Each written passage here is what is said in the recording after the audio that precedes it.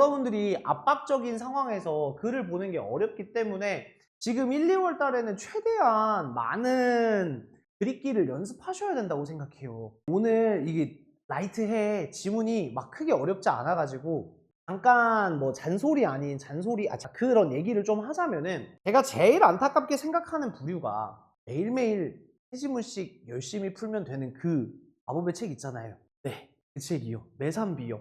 저는 매산비를요 좋다고 생각해요. 기출문제 중에서 선별되어 있는 것들을 고르기도 좋고요.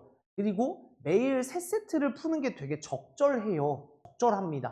다만 여러분들이 기출 문제를 하루에 3세트를 풀면은 거기 시간이 세팅이 돼 있잖아. 니네가 그 시간에 맞춰서 잘 못 푸는 애들이 많아요. 그죠? 왜냐면 여러분들 솔직히 여기 계신 분들 중에 3, 4등급이 제일 많거든요. 3, 4등급인 분들은 워낙에 그 편차가 되게 큽니다.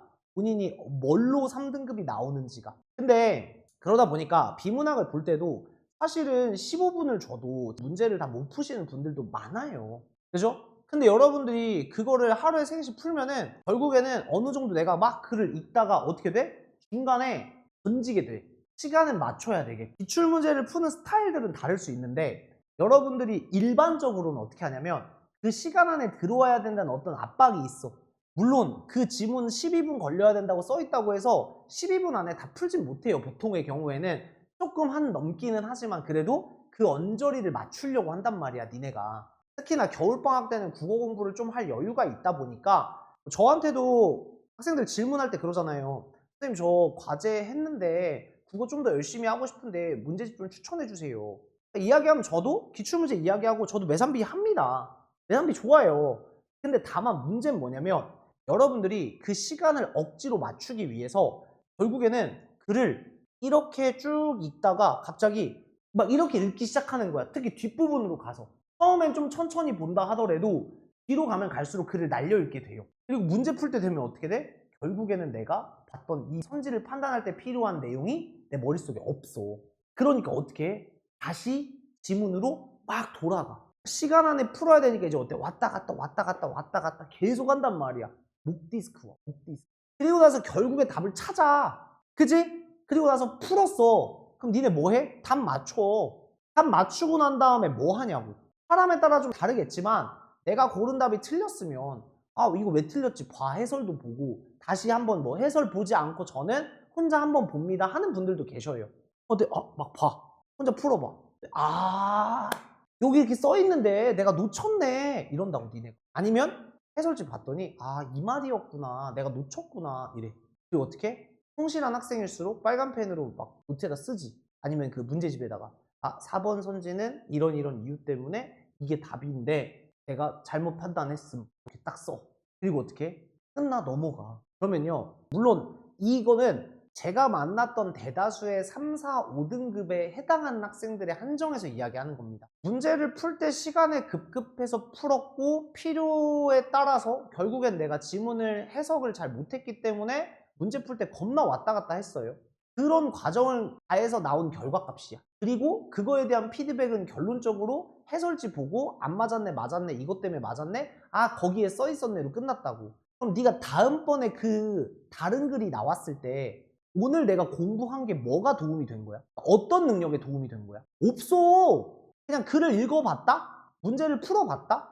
어차피 내일이 되면 또 다른 세 개의 지문이 주어질 텐데 배경 지식의 측면으로 쌓이는 것도 있겠지만 그 외적으로 여러분들이 도대체 뭐가 나아졌냐고요. 문제를 풀어도 나아지지 않는다는 이야기를 하는 게 아니라 일반적으로 여러분들이 기출문제, 비문학을 활용한다는 게, 기출을 몇 번 돌린다는 게 그냥 문제 풀고 해설 보고 선지 쓰고 끝이라고.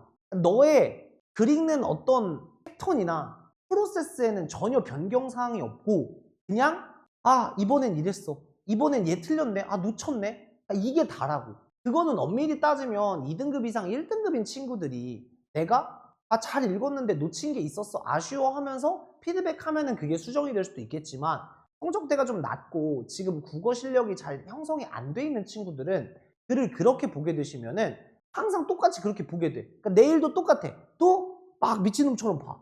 보다가 문제 풀 때 막 왔다 갔다 하다 해. 겨우겨우 답 내. 그리고 맞추고 또 끝나. 내가 글 읽는데 뭐가 나아진 건 없어. 근데 그 희망을 가지고 하는 거지. 내가 언젠가 이렇게 매산비를 다 끝내고 어떤 기출문제, 마더텅 비문학을 다 풀고 나면 내 실력이 그래도 나아지지 않을까? 보통 안 나아지죠. 달라진 게 없으니까. 아시겠죠? 그리고 애매한 3등급이 진짜 성적이 안 오르는 게 뭐냐면 해설지 보면 이해가 가. 아, 그러고 빼먹었네. 아깝다. 이러고 끝나. 그러니까 더 안 바뀌는 거야. 그냥 딱 그 상태가. 그래서 여러분들을 보면은 진짜 많은 학생들이 그렇게 비문학을 풀고 난 다음에 어때? 반성해. 더 집중해야겠다. 더 꼼꼼히 봐야겠다.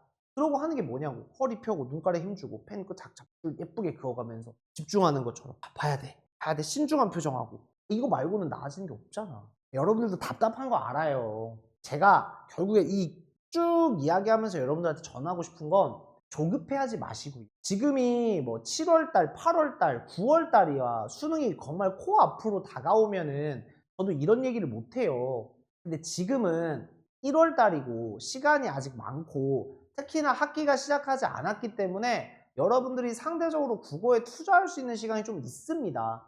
이 시간이 있을 때만이라도 국어를 좀 글을 꼼꼼히 읽고 내가 글 읽는 부분이 잘못됐으면 그걸 수정하셔야죠. 그래서 시간을 재고 푸는 게 필요는 하지만 여러분들에게 주가 돼서는 안 돼요. 왜냐면 내가 천천히 읽어도 이해 못하는 건 난 빨리 보면 절대로 이해 못해. 그러면 하나만 하는 게 돼버린단 말이야. 내가 천천히도 읽었을 때 틀리시는 분들은 시간을 재는 것 자체가 의미가 없어요. 내가 글을 읽는 것 자체에 문제가 있는 거거든요. 아시겠죠? 그러니까 제발 부탁인데 양치기 하지 마시고요. 그리고 여러분들이 편하게 공부하려고 하지 마세요. 내가 그러잖아. 이거 왜 그런 문장인지 쓰고 그 문장에서 네가 키워드를 얻었거나 생각이 나는 거 있으면 그거 쓰라고 하잖아. 되게 귀찮아. 엄청 많이 써야 돼. 꼼꼼히 하는 친구들은 진짜 막 2시간씩 걸려서 해요. 근데 그 과정을 왜 거치는 건데? 내가 어떤 생각하는지 보려고. 그래서 내가 이 문장을 이렇게 읽어냈어야 되는데 나는 이 문장을 읽었을 때 이렇게 생각해서 이 문장을 맞다고 했구나. 이런 판단이 내가 써놓지 않으면 날아가 버려. 그러면 해설을 보고도 이렇게 읽었어야 되는데 나는 이렇게 읽었네? 그럼 나는 왜 이렇게 읽었지? 내가 이 부분을 날려서 읽었구나.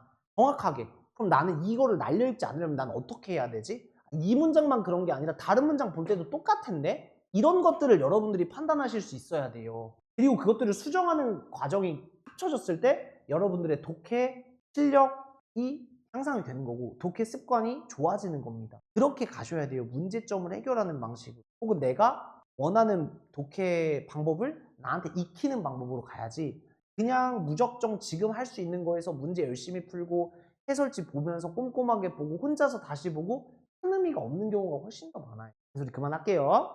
파이팅 합시다. 볼게요.